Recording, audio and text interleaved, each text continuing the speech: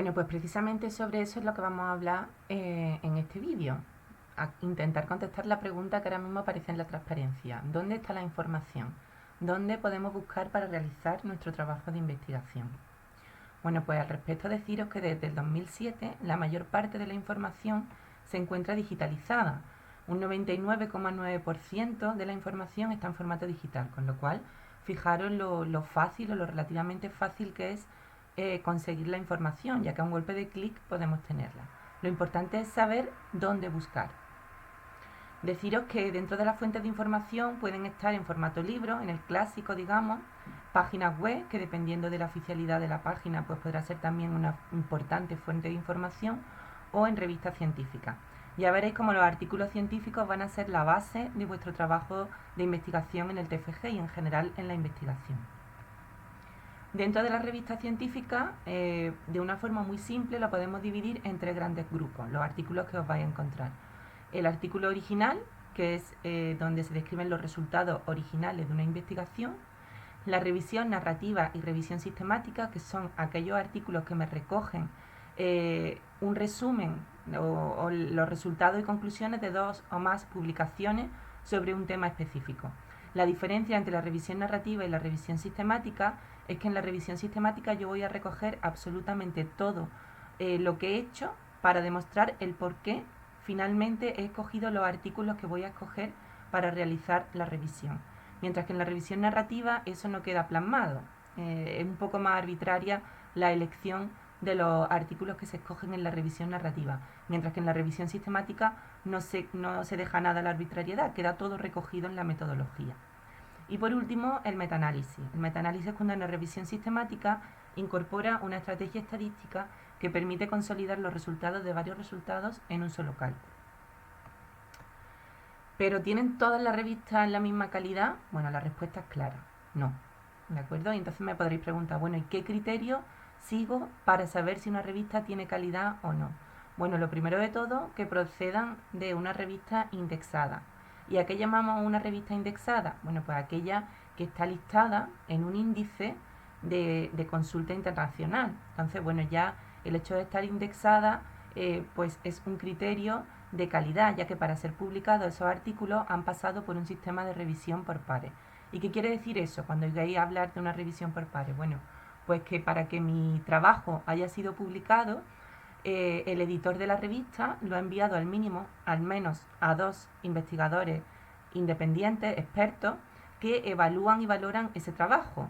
Y tras una serie de recomendaciones y valoraciones, el editor, después de un largo proceso de revisión, a veces muy largo, el editor de la revista decide publicar o no el artículo. Por tanto, bueno, pues hay un criterio mínimo de calidad. Además de eso, hay una serie de parámetros que también me valoran la calidad de la revista. Hay muchos parámetros, pero quizás el más importante sea el factor de impacto. El factor de impacto es un índice bibliométrico que me mide la frecuencia en la cual ha sido citado el artículo promedio de la revista a lo largo de un año.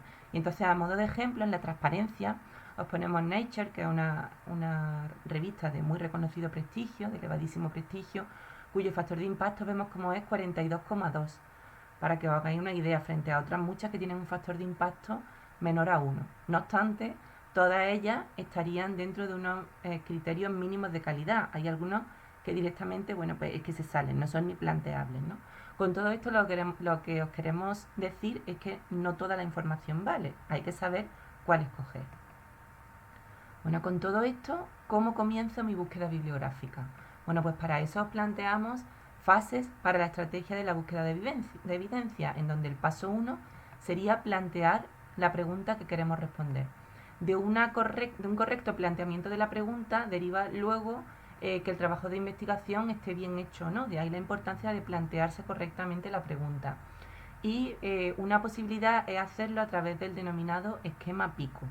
¿Y qué es el esquema PICO? Bueno, pues el esquema PICO hace referencia a la P de pacientes, la I de intervención, la C de comparación y la O de outcomes, resultado. Entonces, en esta transparencia os hemos traído un ejemplo cuya pregunta sería: ¿previene la vacuna contra el neumococo la otitis media en lactantes?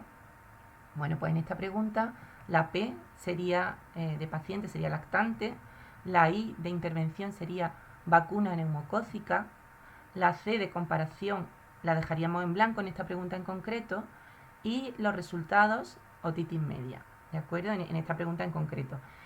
Os voy a poner un ejemplo para que vosotros veáis cómo la C de comparación estaría también rellena. La pregunta que a modo de ejemplo os planteo para eso sería, que además sería muy actual, si en atención primaria la atención sanitaria online está siendo efectiva frente a la atención sanitaria tradicional. Bueno, pues en esa pregunta de investigación la intervención sería la atención sanitaria online y en la comparación sería la atención sanitaria tradicional, ¿de acuerdo? Entonces, bueno, pongo esa pregunta a modo de ejemplo para que veáis cómo la C de comparación se rellenaría en ese caso concreto. El segundo paso sería la búsqueda de información, elegir la base de datos adecuada. Bueno, yo puedo hacer una toma de contactos de forma superficial con el tema que voy a investigar a través de Google o mejor a través de Google Académico, puedo buscar en español y puedo ver que hay un poco una toma de contactos, generalidades, abordaje inicial del tema, acceso a la información no académica, asociaciones, blogs, legislación, etcétera, etcétera. Y puedo profundizar, pero evidentemente voy a necesitar profundizar en el trabajo y para ello necesito las bases de datos bibliográficas. Es fundamental profundizar y para eso necesito conocerlas. Las fuentes de información biomédica las podemos clasificar a través de este esquema de la pirámide que un autor propuso en el año 2000. Él lo propuso con 4S, posteriormente él lo amplió a la pirámide de las 5S porque todos los eslabones de la pirámide empiezan por S. Posteriormente se ha ampliado a una capa más, pirámide de las 6S, pero bueno, vamos a quedarnos con esta de las 5S en donde de una manera muy sencilla podemos ver cómo en la base de la pirámide estarían los estudios originales y revisiones narrativas. Y a medida que se sube en la pirámide, la información está más filtrada y más sintetizada, de forma que es más fácil y más asequible la lectura sobre un determinado tema. En el segundo eslabón estarían las revisiones sistemáticas, en donde un ejemplo sería la biblioteca Cochrane, que todo profesional sanitario debe saber si es que existe, ya que bueno, es la mayor fuente de revisiones sistemáticas. No obstante, siguen siendo revisiones muy extensas, aunque sean de un solo tema. Por eso lo normal es que en la práctica clínica nos quedemos con los dos últimos eslabones de la pirámide. El último de todo, que se llama sistema, hace referencia a una plataforma informática que está unida a la que yo trabajo habitualmente, de forma que tendría la información basada en la evidencia online.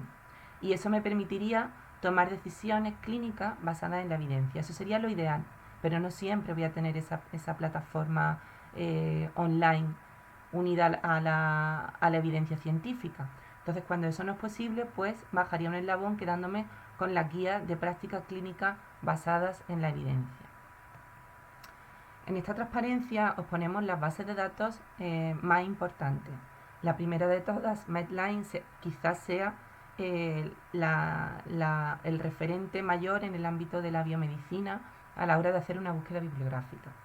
Medline es la base de datos de la Biblioteca Nacional de Medicina de Estados Unidos y el PubMed sería el motor de búsqueda de esta base de datos. Por tanto, muy importante a tener en cuenta esta base de datos en el TFG y en futuros trabajos de investigación. Envase también es muy importante, muy conocida también en el ámbito de la salud. Science Direct y Scopus pertenecen a la editorial Elsevier. Scopus es más amplia, ya que me busca en todas las editoriales, no solo en la editorial Elsevier, mientras que Science Direct me busca solo en esa editorial. Por tanto, si utilizo Scopus, realmente, bueno, pues la otra tiene menos sentido. Scopus cada vez tiene más importancia y le está pisando los talones fuertemente a PubMed. Y en algunas disciplinas, por ejemplo en la alimentación, bueno, pues es importante complementar las dos, porque no siempre el PubMed recoge todas las revistas relacionadas con la alimentación. Y ese Cielo, que es una base de datos en español y portugués, que me recoge, bueno, pues aquellos artículos en esos dos idiomas en el ámbito de ciencias de la salud. Con respecto a bases de datos específicas de enfermería, podremos hablar de CINAL, bueno, que es relacionada con el campo de la salud, pero con especial relevancia en el ámbito de la enfermería. Y en inglés, es importante que la conozcáis. Cuiden, que es en español y es eminentemente enfermera. Su origen está en, bueno, está realizada por la Fundación Index, cuyo origen está en un grupo de profesionales de enfermería de Granada, pioneros en la práctica de la enfermería basada en la evidencia, y que es importante que la conozcáis, aunque yo particularmente, bueno, pues como limitación resaltaría que no siempre se encuentran cosas, con lo cual, bueno, nuestra recomendación es que siempre empecéis por el PubMed, porque creemos que es la base de datos, como decía antes, que hay que tener en cuenta como primera opción en un trabajo de investigación científico en el ámbito de la salud. Pero bueno, que las conozcáis todas. Metas de enfermería, ENFISPO y Sociedad Científica Española de Enfermería. ¿De acuerdo? Bueno, aquí ponemos un pantallazo de PubMed, que lo veréis en profundidad en otro vídeo realizado por Carmen, en donde enseñarán estrategias de búsqueda con el PubMed. Y bueno, recordaros que el PubMed entonces sería el motor de búsqueda de la base de datos Medline. Con respecto a Scopus, sí que os quiero comentar cómo poder entrar, ¿de acuerdo? Porque hay que entrar a través de las claves de la UCA. Entonces, bueno, pues os lo voy a poner aquí un momentito, ¿de acuerdo? Entonces, yo pondría en Google Scopus y vamos a ver el primer enlace que aparece y vamos a darle aquí a chequear acceso a Scopus, ¿de acuerdo? Mirad, aquí me aparece Universidad de Cádiz, pero la primera vez que os conectéis no os va a poner nada, os va a poner que pongáis vuestra universidad, vuestra entidad. Entonces ponéis Universidad de Cádiz, bien en español o bien en inglés, y cuando lo reconozca le dais aquí a entrar a través de vuestra institución, que me va a redirigir a la página de la UCA, en la cual me pedirán mis credenciales. Una vez que yo utilizo mi usuario y contraseña de la UCA, bueno, pues accederé a esta página. Esta página, aquí ya puedo realizar mi búsqueda como siempre, ¿de acuerdo? Entonces, yo puedo poner, por ejemplo, aquí, si yo quiero investigar sobre intervenciones relacionadas con la obesidad infantil, pues podría poner esta búsqueda, o bien podría añadir aquí un campo y por defecto se me van a conectar los dos términos con AND y poner aquí, bueno, pues aquí intervenciones, ¿no? Esto me puede ser útil cuando yo aquí utilizo OR, ¿de acuerdo? Porque voy a poner, por ejemplo, Childhood Obesity o un sinónimo de obesidad infantil, obesidad pediátrica. Entonces me puede venir bien añadir aquí más campos. Si yo quiero investigar efectividad de las intervenciones en la obesidad infantil, y bueno, podría añadir aquí más campos, ¿de acuerdo? Eso con respecto a Scopus, que os lo quería enseñar. Bueno, hemos dicho antes que Scopus es una base de datos más amplia y que incluye todo lo que me busca ScienceDirect. La diferencia, las dos son de la editorial Elsevier, como mencionaba antes, y la diferencia es que Scopus me busca de todas las editoriales, mientras que esta es menos extensa, me busca solo los artículos de esa editorial, que son muchos, porque es una editorial muy potente en el ámbito científico, pero Scopus es más amplia. Quiero decir con esto que si buscamos con Scopus, pues no haría falta buscar con ScienceDirect, ¿vale? Final os la pongo por ser, como decía antes, una base de datos de salud específica de enfermería o con una gran importancia en el campo de la enfermería, y además me sirve para enseñaros cómo buscar en CINAHL. Entonces mirad, para buscar en CINAHL me voy a venir aquí y voy a poner en Google CINAHL UCA. esto me va a servir también para que veáis los recursos electrónicos que tiene la UCA, que sepáis que son muchos. Aquí vamos a hablar de CINAHL y de Scopus y posteriormente del PubMed, porque pensamos que, bueno, que son para vuestro trabajo de fin de grado los más importantes, pero que sepáis que hay muchos más como Cochrane, por ejemplo, o bueno, gran cantidad de ellos, ¿de acuerdo? Y entonces, bueno, aquí vemos como efectivamente entre los recursos de la UCA en el campo de la salud está CINAHL, el cual le daría y al igual que antes me redirigiría a el sitio donde yo pondría mis claves y con mis claves de la UCA accedería a, bueno, pues a la base de datos de CINAHL, donde aquí está el buscador y puedo realizar mi búsqueda. Por lo tanto, en una búsqueda sistemática lo suyo es que se utilicen varias bases de datos y la misma estrategia de búsqueda la utilicen diferentes bases de datos para así encontrar la mayoría de lo que hay en la literatura científica, si no todo, gran parte o una inmensa mayoría de lo que existe en la literatura científica con respecto al tema que yo voy a investigar. ¿De acuerdo? Bueno, pues seguiríamos con la presentación. Y la tercera fase sería establecer los métodos de búsqueda, las palabras clave. Como decía antes, en el esquema PICO o con el esquema PICO, con ayuda del esquema PICO, me permite transformar la pregunta de investigación a posibles palabras clave, de tal forma que en la pregunta anterior de si previene la vacuna neumocócica la otitis media en lactantes, recordad que habíamos dicho que paciente era lactante, la intervención era la vacuna neumocócica y los resultados la otitis media. Bueno, pues ya tendríamos esas tres palabras para empezar mi búsqueda bibliográfica. Luego la realidad es que cuanto más lea, más palabras clave se me van a venir a la mente. Y relacionado con las palabras clave, queremos también que conozcáis una serie de terminologías que Carmen profundizará más adelante, pero que yo doy las primeras pinceladas, que serían los mesh. Los mesh, como aquí la propia diapositiva indica, son un vocabulario controlado de la base de datos de Medline. Recordad que el Medline estaba relacionado con el motor de búsqueda PubMed. Por tanto, lo voy a conseguir a partir de los del PubMed. Definen el universo conceptual de las ciencias de la salud en un determinado momento del tiempo. Bueno, y tiene como objetivo que todos hablaríamos en la misma terminología y el motor de búsqueda PubMed, cuando lo hago a través de los mesh, va a ser más certero en su búsqueda. ¿De acuerdo? Va a dar en la diana, va a quitarme mucho ruido. Cuando hablamos de ruido en una búsqueda, cuando me origina la búsqueda demasiados artículos. Y no porque sean demasiados artículos, sino porque leyendo te das cuenta que no tienen que ver con mi pregunta de investigación. A eso se le denomina ruido.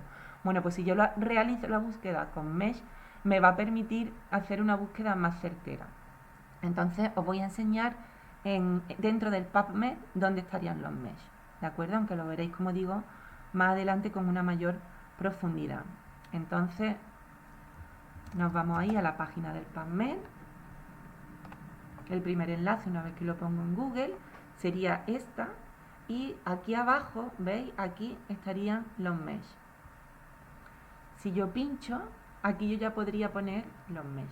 Entonces os voy a poner un ejemplo para que lo veáis de una forma más clara. Si yo quiero investigar algo relacionado con la obesidad infantil y os pregunto cómo se dice obesidad infantil, seguro que cada uno me respondería una cosa diferente. A mí lo que se me viene a la mente sería una traducción, digamos, más literal, obesidad infantil, ¿de acuerdo? Childhood obesity. Si yo le doy a buscar, el propio buscador del mesh me redirige la palabra al concepto que él entiende que es obesidad infantil. Y eso quiere decir que todos los artículos que estén relacionados con la obesidad infantil van a venir recogidos a través de este mesh, con lo cual, como existe, porque no siempre van a existir mesh para lo que yo quiero buscar, pues me convendrá utilizar siempre este mesh, ¿vale? Entonces, vamos a ver. Si os fijáis aquí, dentro primero, lo primero que hace es definirte la obesidad infantil. Uno se lo lee y dice, pues efectivamente, eso es lo que yo entiendo por obesidad infantil, y a partir de ahí ya utilizo siempre ese mesh. Y además de leer la definición, bueno, pues aquí podéis ver todos los términos entrantes que se acogen a ese mesh. Entonces, fijaros qué bien, porque aquí estaría todo lo que a mí se me ocurriría como obesidad infantil, ¿de acuerdo? Sobrepeso, infantil, infancia, etcétera, etcétera. Y los mesh están estructurados como un árbol de categoría. ¿Veis que esto procede, bueno, pues de la obesidad, de la sobrenutrición, desórdenes nutricionales? O sea que aquí en este caso la obesidad infantil es el último eslabón de una gran serie de categorías. Vamos a volver a la pregunta que habíamos hecho antes en el ejemplo pico, sobre si la vacuna neumocócica previene la otitis media en el lactante. Imaginaros que yo no tengo muy claro cómo se dice lactante en inglés. Bueno, pues para esos casos puedo utilizar los DEX. ¿Y qué son los DEX? Son los descriptores en salud que están en español y me sirven pues precisamente para eso, para ver si existe un descriptor en español, cuál es, y sobre todo me da la traducción al inglés. Entonces vamos a hacer una búsqueda vamos a hacer la búsqueda por descriptor exacto y permutado, ¿de acuerdo? Y vamos a poner aquí lactante y le damos a consultar. Bueno, pues efectivamente existe el descriptor en español lactante, pero el descriptor en inglés es infant, ¿vale? Deciros que cuando el descriptor aquí en identificador único aparece una D, me está indicando que ese concepto en inglés existe como mesh. Por tanto, me podría ir al PubMed y poner infant. Y vemos cómo aparece la palabra, me define para yo confirmar que efectivamente estamos hablando de lo mismo, niño entre 1 y 23 meses de edad. Y aquí se ve más claramente el árbol de categorías que yo os decía, ya que aquí no termina el árbol de categorías con infant, sino que por debajo está recién nacido, porque a lo mejor yo quiero el recién nacido, pues le daría a este match, que es una subcategoría de la anterior. Y te diría que es durante los primeros 28 días. Bueno, pues yo ya valoro sobre si quiero hacer la pregunta de investigación en el recién nacido o en el lactante, entendiendo como tal, hasta los 2 años de edad.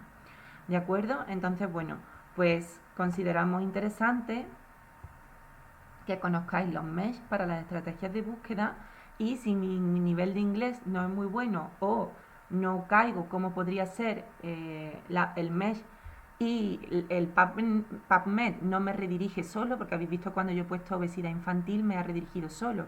Si yo pusiera baby, probablemente, vamos a verlo, me redirigiera el PubMed directamente. Vamos a ver, si aquí yo pongo, me redirige solo, yo he puesto bebé y me redirige a palabras relacionadas, ¿veis? A mesh. Pero si no me redirigiera solo, bueno, pues que sepáis que existe el DEX para yo poder buscar si existe realmente un mesh o no. Como he dicho anteriormente, no siempre va a haber mesh, o sea que no pasa nada. Habrá que combinar búsquedas de mesh cuando lo haga con palabras clave libres, terminología libre, y combinar las dos estrategias de búsqueda. ¿De acuerdo? Bueno, y una última cosa que os quería comentar era cómo utilizar la biblioteca de la UCA. En muchas ocasiones habrá veces que el artículo no esté disponible. ¿De acuerdo? Mirad, vamos a ver otra vez Scopus, como hemos visto antes. Y vamos a ver, por ejemplo, bueno, pues voy a hacer una búsqueda sobre una práctica de alimentación infantil y me salen aquí 120 documentos, ¿de acuerdo? Entonces, si me salen, cuando aparece Open Access, quiere decir que procede de revistas que gratuitamente me dejan descargarme los artículos, pero no siempre voy a poder descargármelo. Habrá ocasiones que no, por ejemplo, este segundo probablemente no me dejen descargarlo, ¿de acuerdo? Entonces, tengo la opción de buscarlo en la biblioteca de la UCA. Entonces, voy a poner aquí en Google biblioteca de la UCA, pincho en el primer enlace y vemos cómo me aparece el buscador enseguida. Entonces pego el artículo que estoy buscando y compruebo si la UCA está suscrita a esa revista, que la UCA está suscrita a un gran número de revistas, con lo cual hay posibilidades de que efectivamente lo pueda conseguir a través de la biblioteca de la UCA. Y vemos como efectivamente coincide el primer título que aparece aquí, es exactamente igual a lo que yo estoy buscando, con lo cual es el mismo, ¿de acuerdo? Eso tenéis que confirmarlo siempre. Y veis que aparece aquí texto completo en línea.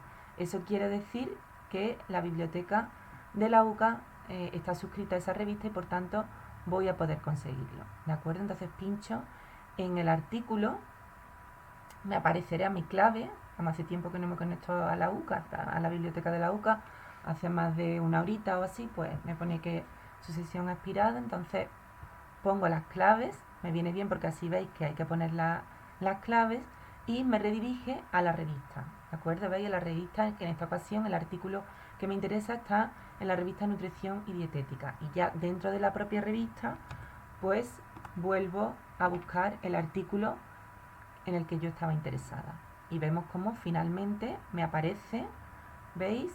Y si pincho aparece el artículo completo, ¿de acuerdo? Aquí está el artículo completo y me lo puedo descargar si quiero en PDF, ¿de acuerdo? Bueno, pues eso es una cosa importante que queríamos que supierais.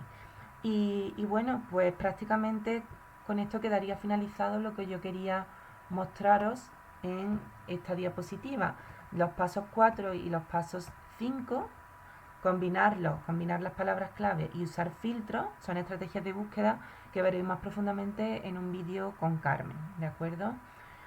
Bueno, pues por mi parte nada más, mucho ánimo y aquí estamos para lo que necesitéis, ¿de acuerdo? Hasta luego.